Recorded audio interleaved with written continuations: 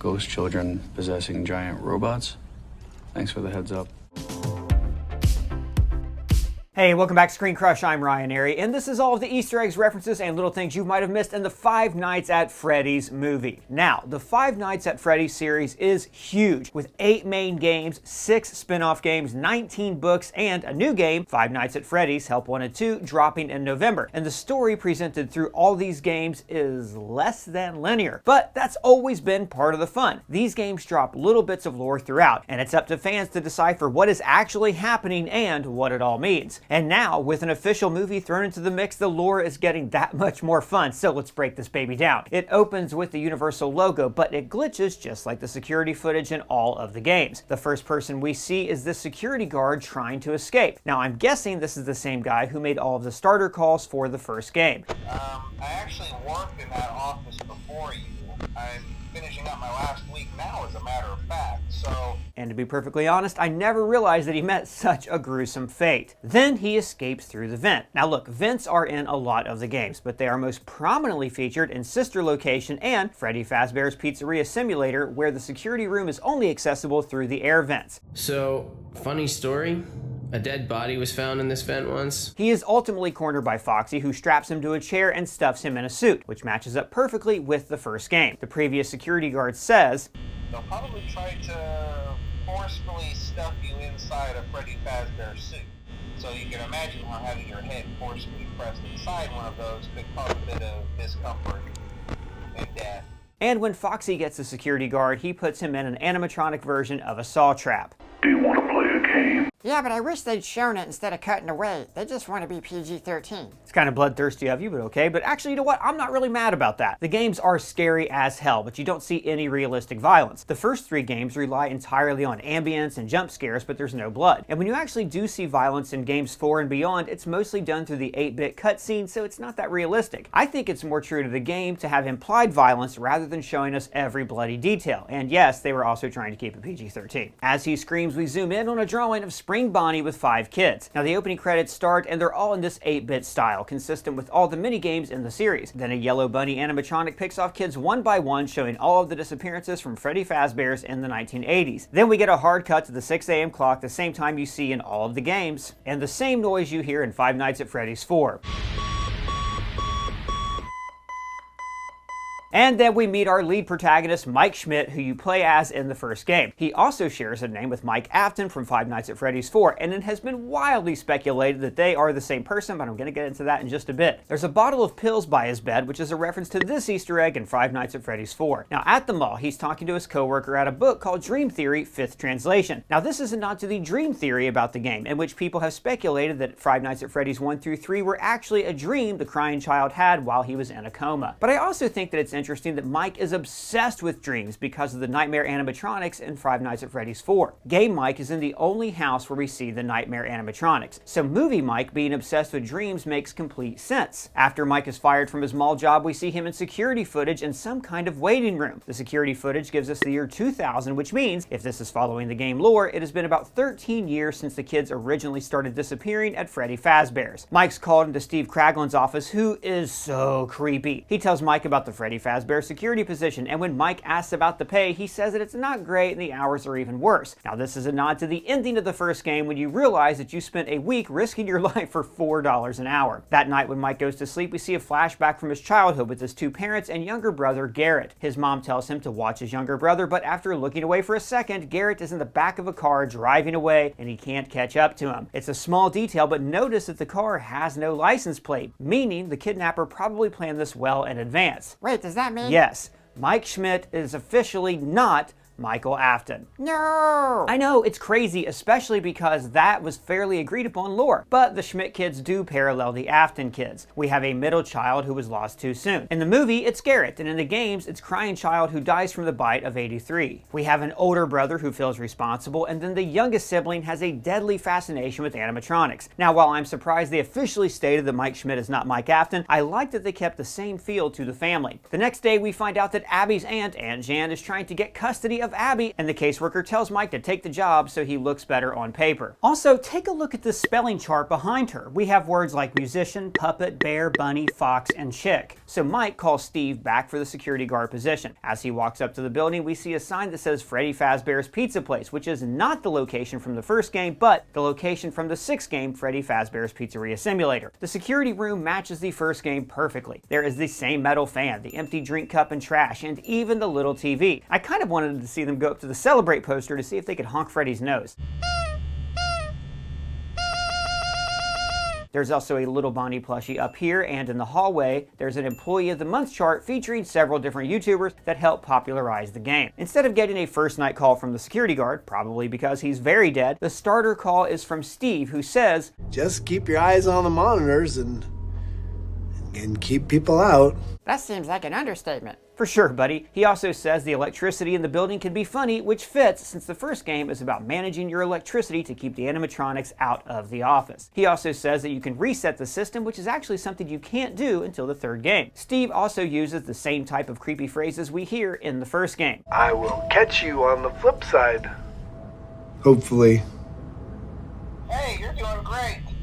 Most people don't last this long. Mike then sees an old VHS tape with his name on it, and when he puts it into the TV, it's revealed to be an old security training video. Now, in the background of the workshop portion, there's Henry Emily, who is the main engineer and half-owner of Freddy Fazbear's in the books. Later on, there's a glitch where Freddy's face fills the entire screen, which is the exact same glitch from the first game. As Mike starts checking out of the office, he gets jump scared by Balloon Boy. Now, Balloon Boy originally appeared in the 2nd game, where he would crawl through the vents, and if he made it into your office, he would just make the entire game that much harder. Mike falls asleep on the job, and this time in his dreams, 5 kids pop up, each representing a different animatronic. The child with bunny ears represents Bonnie, the blonde child is Golden Freddy, the redhead is Foxy, and notice the hook hand, and the kid with the top hat is regular Freddy, and the little girl is Chica. Now, before he can get to them, he trips and wakes up just as his alarm hits 6 a.m., signaling that he made it safely through the night, just like in the game. They also keep showing clocks. Now, this is a reference to the game's time-based nature. You only have to survive till 6 a.m., so showing us a clock that's at 4 lets us know that Mike only has to get through 2 more hours. After Mike heads home, we hard cut to Sparky's coffee shop. Now, this is a reference to Sparky the dog, a hoax character created after the first game was released. Using a fake screenshot, the rumor spread that there was actually a 6th hidden animatronic, but the creator of Five Nights at Freddy's later said this was a complete fabrication. Inside the coffee shop, we find Aunt Jan and Max, Abby's daughter, and guess who's their waiter? None other than YouTuber Matt Pat. Some people say that, but you know, it's just a theory. So it turns out that Aunt Jan paid Max and her brother Jeff to find evidence that Mike is neglecting Abby, but Jeff suggests that they go wreck Freddy Fazbear's Pizza Place to make Mike look bad and to get him fired. Mike goes in for his 2nd night at Freddy's and again falls asleep. Mike has the dream with the same 5 kids, but this time he chases the redhead who cuts him with a hook, startling him awake. And when he wakes up, the entire security system is just snow until he resets the entire system, which is just like in the 3rd game. Then Foxy flashes across the door. Now, it's notable that Foxy is the first to attack because, while Bonnie is the most active in the game, Foxy is specifically mentioned at the beginning of Night 2. Check on the curtain in Pirate Cove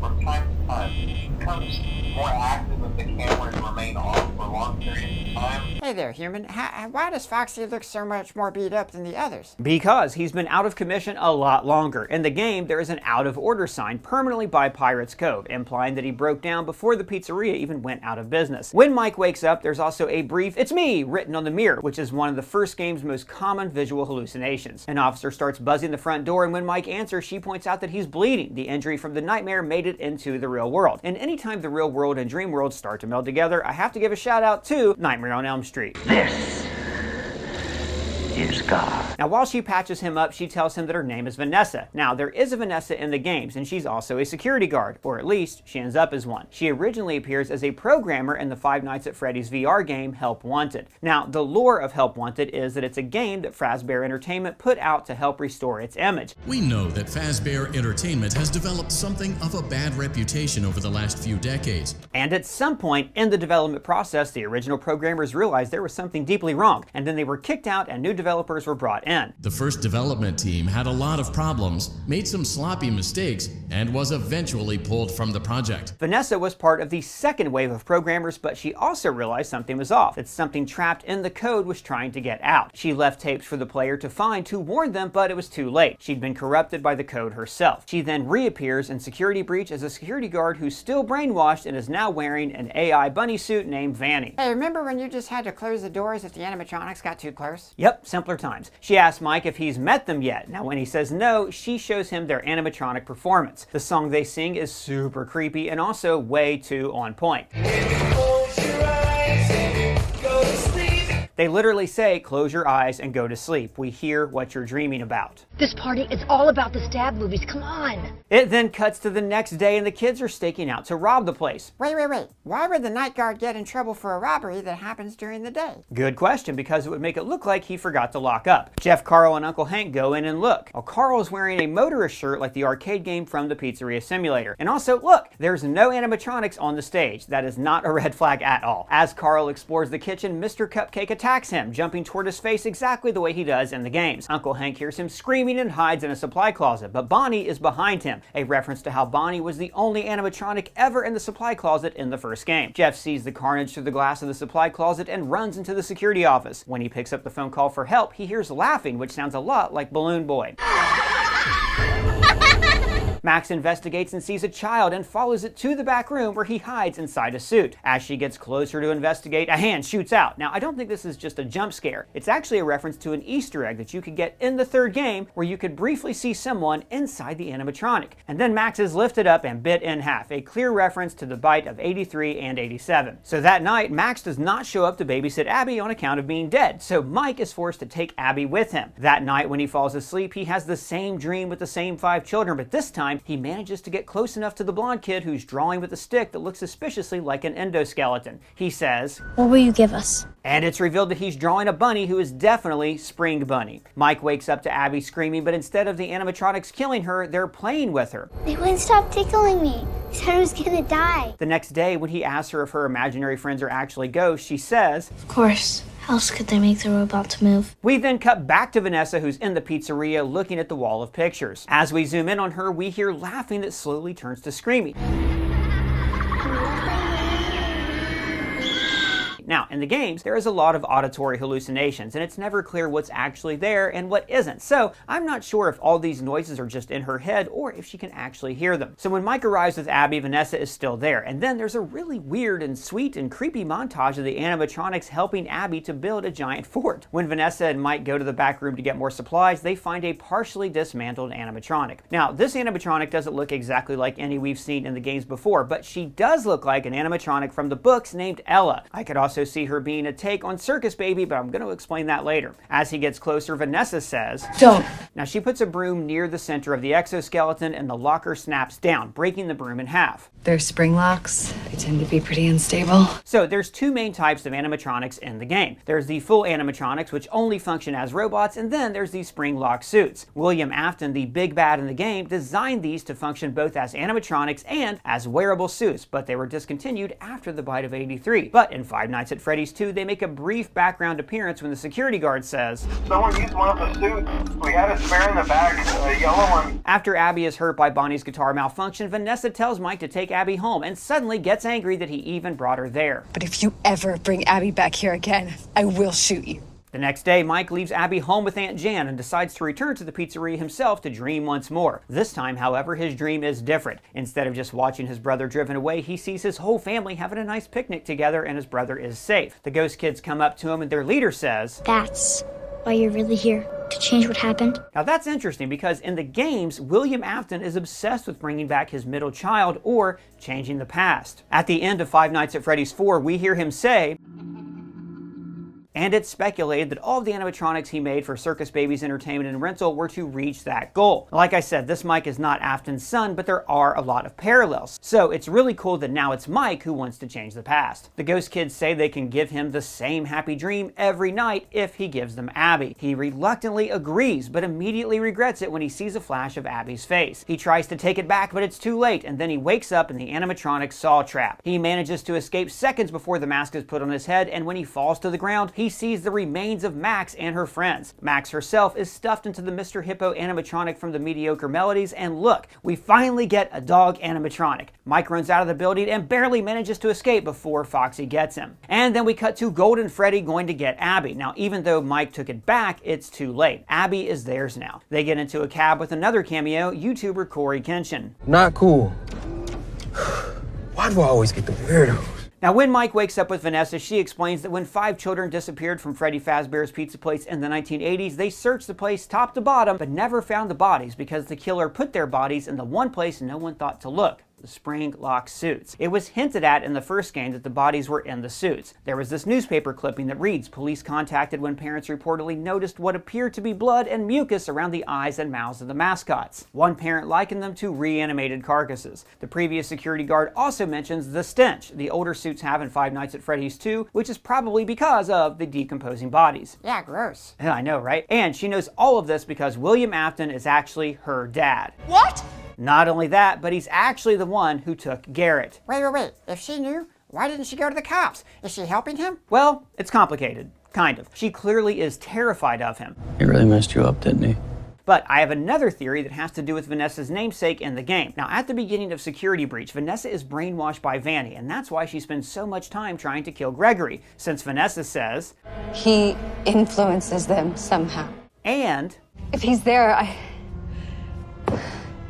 I won't be any use to you, believe me. it could be that she's been brainwashed and doesn't have full autonomy. Mike asks her to help save Abby, but she can't face her father. However, she tells him that shocking the animatronics will short-circuit their system, a lot like the shocker mechanic in Special Delivery that deactivates the animatronic. Abby gets to Freddy Fazbear's Pizza Place, and at first, everything seems normal until Chica tries to stuff Abby into a spring lock animatronic that we saw earlier. This is why I could see her being a new take on Circus Baby. Now, like I've said many times, the 3 Schmidt kids parallel the 3 Afton kids from the games. The youngest Afton, Elizabeth, died when Circus Baby unhinged at the waist and trapped her inside. So it would make the most sense for her parallel, Abby, to almost get stuffed into Circus Baby. And Abby is an anagram for baby, and Elizabeth's spirit lives on inside Circus Baby after she dies. Mike manages to save her just in time, but as they're running away, Mr. Cupcake grabs his ankle. Abby runs and hides behind the arcade games, which is a lot like the opening scene of the first novel, The Silver Eyes. Now, as Foxy pursues her, she runs to hide in the ball pit, and just before Foxy gets her, Vanessa emerges from the shadows and electrocutes him. It's okay. And then, the person we've all been waiting for, Spring Bonnie, shows up. Notice how Spring Bonnie's eyes are the only animatronic eyes that are silver. In the game, all their eyes are silver, but when they adapted it to the movie, they made them red. But the scariest one of all gets to keep their original color. Vanessa confronts her father, escaping his coercion just like Vanessa escaped Vanny in the good ending of Security Breach. William pulls off his mask to confront her, revealing that Steve Cragland was actually William Afton the entire time. And then, just like he got his daughter Elizabeth killed in the games, he stabs her. Abby draws a picture to remind the ghost children what really happened, and once they do, they all surround William. Chica releases Mr. Cupcake, who latches onto William's suit and activates the spring trap. Now, this pretty much directly is lifted from Five Nights at Freddy's 4, and I have to say, it was so satisfying to see it on screen. As the spring locks slowly clamp down on his stomach, William puts his mask back on and says, "I always come back." Now, in the world of the movie, he's saying he'll come back as a ghost in a suit like them. But if you know the games, you know that William Afton never dies. He literally spends 30 years in a locked room hanging on by sheer will alone. The place starts coming down and Abby and Mike grab Vanessa. Now, I think this is probably a reference to the good ending of Security Breach, where Vanessa escapes the brainwashing. We cut to Abby a few weeks later, who's now doing a lot better in school and is now a lot more social. Mike and Abby also go to the hospital to visit Vanessa, who is alive but in a coma. So get better, and we'll be here when you wake up. So I wonder if they'll use some below-board technology to bring her back, and she'll turn into the villain that we see in Security Breach. At dinner, Abby reveals that maiming William didn't actually free the ghosts, and she says she's worried about them and asks if she can visit. Probably to avoid a fight, Mike says, You never know what can happen. but man, is that an opening for a sequel if I have ever seen one. Back at the pizzeria, the ghost children lock William, who is holding on for dear life, in a room. This also happens in Five Nights at Freddy's 4, so again, it's just great to see this come to life. And there's a mid-credit scene where we see Corey Kenshin in his cab once more. He says that he won't take anyone, and then guess who gets in anyway? Balloon Boys. I wonder if Mike is going to find him in the vents soon. He's in the goddamn wall! And at the very end of the credits, in a very distorted voice, we hear an animatronic spell out, come find me. So do you think that voice at the end was William Afton? Let me know what you think down in the comments below. And by the way, I want to shout out the writer of this video, Brianna McLarty. She did a great job. If there's any Easter eggs that we missed, you can let us know in the comments below or at either of us on our socials, which are listed below. And if it's your first time here, please subscribe, smash that bell for alerts. For ScreenCrush, I'm Ryan Airy.